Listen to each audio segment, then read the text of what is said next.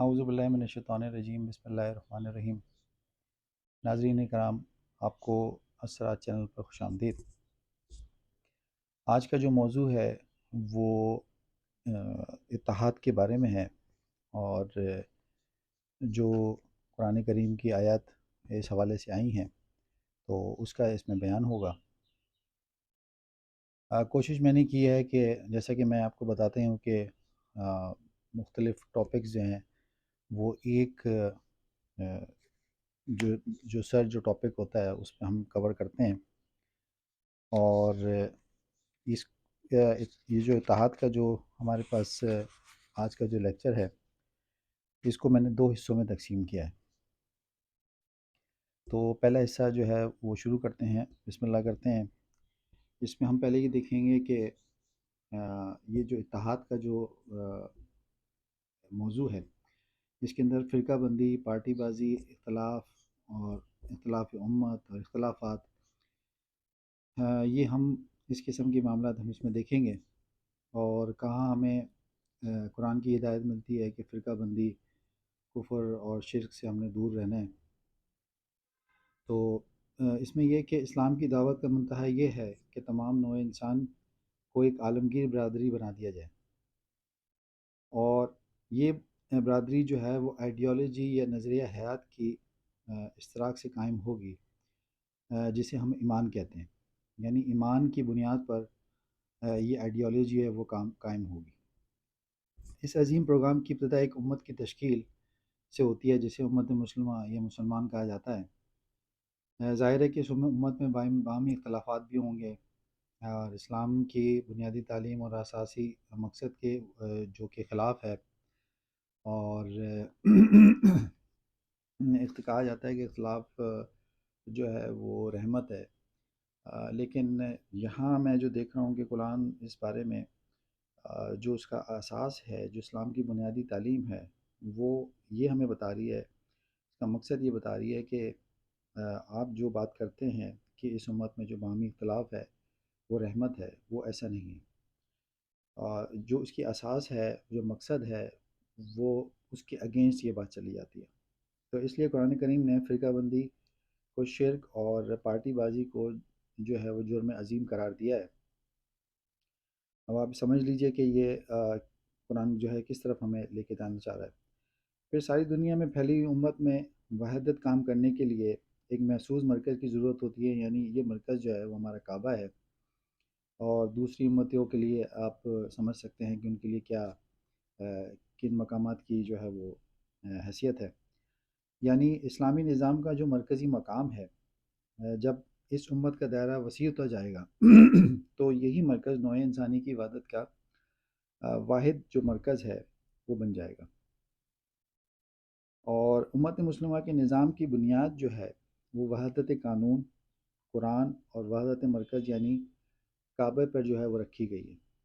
یہ اس بات کو آپ ذہن نشین کر لیجئے گا کہ امت مسلمہ کے نظام کی جو بنیاد ہے،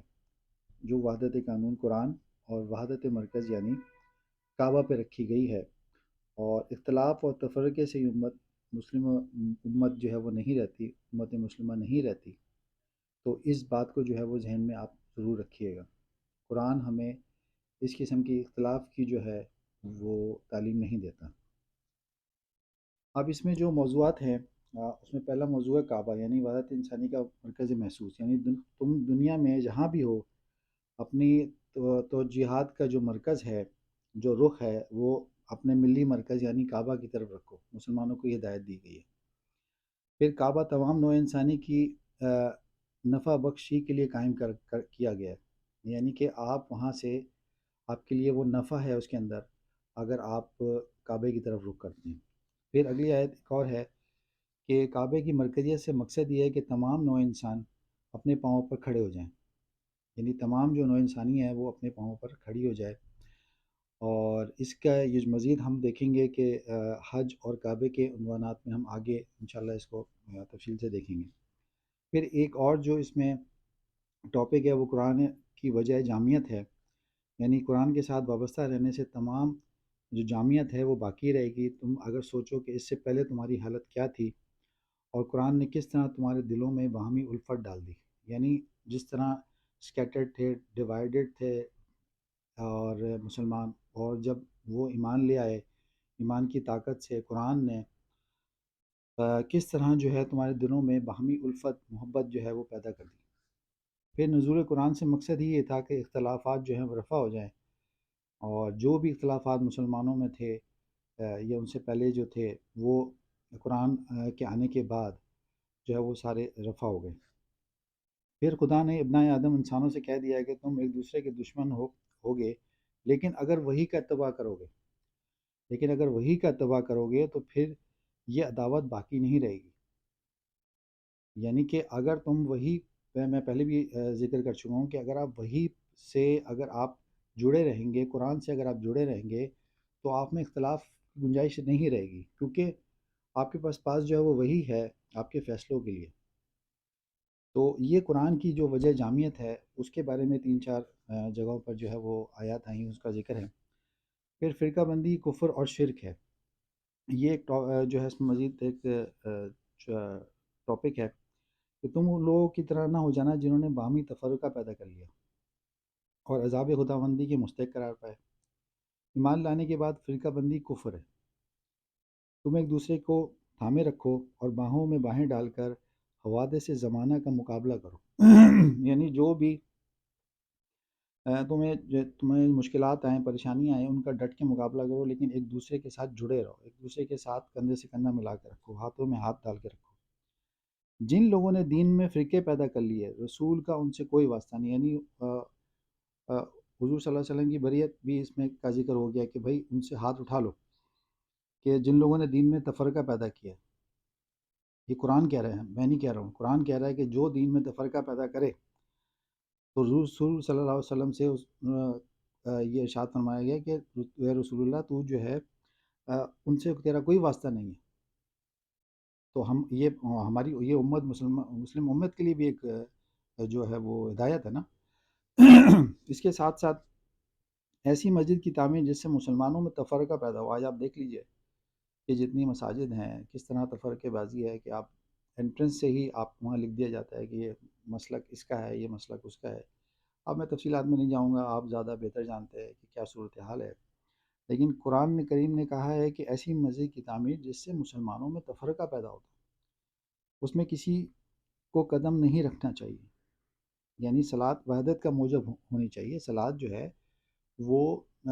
وحدت پیدا کرتی ہے، وہ تفرقہ پیدا نہیں کرتی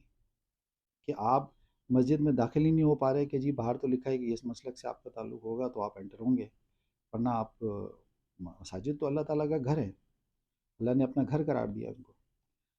پھر آگے ذکر ہے حضرت موسیٰ نے حضرت ہارون سے کہا کہ تم نے بنی اسرائیل کو گوشالہ پرستی سے روکا کیوں نہیں؟ کہ انہوں نے جواب دیا کہ میں ڈرتا تھا کہ اس قوم میں تفرقہ نہ پیدا ہو جائے، اس لیے میں نے ان کو نہیں روکا۔ گویا تفرقہ اتنی بڑی خرابی ہے کہ اس سے باز رہنے کے لیے وقتی طور پر قوم کی جہالت کو بھی گوارا کر لینا پڑتا ہے۔ پھر آگے ذکر ہے کہ دیکھنا تم مشرکین میں سے نہ ہو جانا، یعنی ان میں سے جنہوں نے دین میں فرقے پیدا کر لیے، پھر ہر فرقہ یہ کہہ کر اپنا مگن ہو جاتا ہے کہ ہم حق پر ہیں، جو آج ہو رہا ہے۔ ہر فرقہ یہ کہتا ہے کہ میں جنتی ہوں، آپ میرے ساتھ آ جائے، جنت کے آپ حقدار ہیں۔ تو یہ قرآن نے اس سے بھی منع فرمایا ہے کہ یہ جو تم اپنے دین میں تفرقے تم نے پیدا کر لیے ہیں، اور پھر ہر فرقہ یہ کہہ کے مگن ہو جاتا ہے کہ ہم حق پہ ہیں، باقی سب جو ہے وہ باطل ہیں، تو اس سے بھی اللہ تعالیٰ نے قرآن نے ہمیں منع فرمایا ہے۔ پھر آگے یہ کہ تمام انبیاء کو یہی تعلیم دی گئی کہ تفرقہ نہ پیدا کرنا، ان کے بعد لوگ اختلافات پیدا کرتے رہے، اب یہی تعلیم رسول اللہ کو دی جا رہی ہے، یعنی رسول اللہ صلی اللہ علیہ وسلم کو بھی یہ تعلیم دی گئی کہ بھئی یہ تفرقہ نہ پیدا کرنا، اور اس چیز سے جو ہے وہ منع فرمایا گیا ہے مسلم قوم کو بھی اور مسلمانوں کو بھی کہ دین میں کبھی بھی تفرقہ پیدا نہیں کرنا۔ یہ ہدایت حضور صلی اللہ علیہ وسلم کو دی گئی تو ان کی امت کو بھی یہ ملی۔ اور پھر آگے ذکر ہے کہ حضرت عیسیٰ علیہ السلام کو یہی تعلیم دیتے تھے، یعنی حضرت عیسیٰ بھی جو حضرت عیسیٰ علیہ السلام تھے، وہ بھی ہمارے نبی تھے، ان کو بھی یہی تعلیم دی گئی تھی کہ تفرقے سے لوگوں کو دور رکھنا۔ پھر قرآن میں ایک اور آگے جو ایک اور ٹاپک ہے وہ ہے تفرقہ جو ہے وہ عذاب ہے، یعنی اللہ تعالیٰ نے تفرقہ کو عذاب قرار دیا ہے۔ قوموں پر عذاب کی ایک شکل یہ ہے کہ وہ پارٹیوں میں بٹ جاتے ہیں اور پھر یہ پارٹیاں ایک دوسرے سے الجھتی رہتی ہیں، جو آج ہو رہا ہے دیکھ رہے ہیں۔ پھر بنی اسرائیل ٹکڑے ہو کر دنیا میں بکھر گئے، یہ خدا کا عذاب تھا، یعنی بس بنی اسرائیل کو جو ہے وہ بنا کے مثال ہمارے سامنے پیش کیا گیا کہ دیکھو کہ کس طرح ان پہ یہ خدا کا عذاب جو ہے وہ نازل ہوا کہ وہ تفرقوں میں بٹ گئے، وہ ٹکڑے ٹکڑے ہو گئے۔ پھر قوم سبا کا ذکر ہے کہ وہ ریزہ ریزہ کر کے پراگندہ کر دیا گیا ان کو، یہ خدا کا عذاب تھا۔ پھر ان کی صرف داستانیں باقی رہ گئیں، پھر امتوں کی جو ہے وہ داستانیں باقی رہ جاتی ہیں، انڈیویجولس کو تو آپ چھوڑیں، صرف جو امتیں ہوتی ہیں وہ بھی قصہ پارینہ بن جاتی ہیں۔ پھر فرعون کا جرم عظیم تھا کہ قوم میں اس نے تفرقہ ڈالا تھا، انہیں پارٹیوں میں تقسیم کر دیا تھا۔ وہاں اگزامپل دی گئی فرعون کی کہ دیکھو اس نے پارٹیوں میں تقسیم کر دیا تھا لوگوں کو، اور پارٹی میں تقسیم کر کے اس نے قوم کو تفریق کر دیا تھا اور تقسیم کر دیا تھا، اس نے یہ جرم عظیم کیا تھا۔ تو یہ ہمارے پاس پہلا اتحاد کے حوالے سے جو ہے وہ لیکچر ہے، جس میں ہم نے کعبہ اور وحدت انسانی کا مرکز محسوس ہم نے سنا ہے، قرآن کی وجہ جامعت دوسرا تھا، تیسرا فرقہ بندی کفر اور شرک، اور پھر ہم نے تفرقہ عذاب۔ تو نیکسٹ لیکچر میں انشاءاللہ مزید ہم اس میں جو ہے نا آگے بحث کریں گے، اور آپ کو میں بتاؤں گا کہ اتحاد پر قرآن میں کیا کیا ذکر ہے۔ وآخر دعوانا ان الحمد للہ رب العالمین۔